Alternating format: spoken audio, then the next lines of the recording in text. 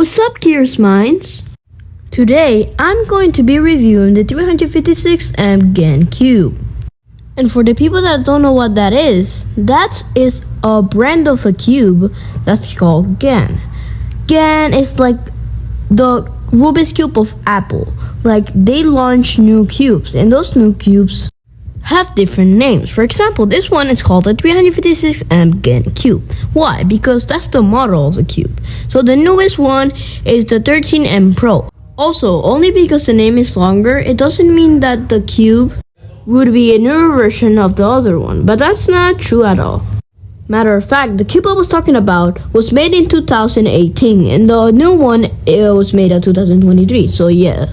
But today's main goal is to review the 356M Gan Cube. So I already have the cube, so it's better for me to explain it because I already have the experience of it. So the cube itself is pretty good.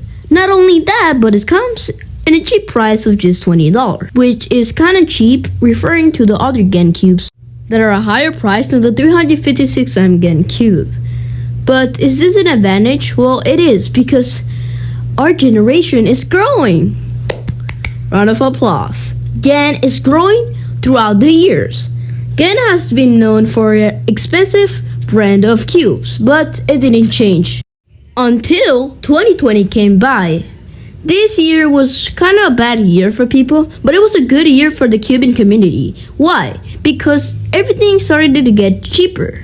I don't mean everything, but I mean the Gan. They created a couple Gan cubes that were actually budget cubes, which were in a cheaper price.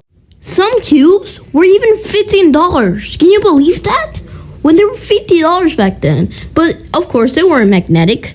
But the one that I'm talking about, it is magnetic, which is very cool for just a low price of $20. Isn't that cool? So I highly do recommend the cube for people to buy. There's so many stuff you can do with a cube just for $20. Like, you can customize it, you can do anything with it.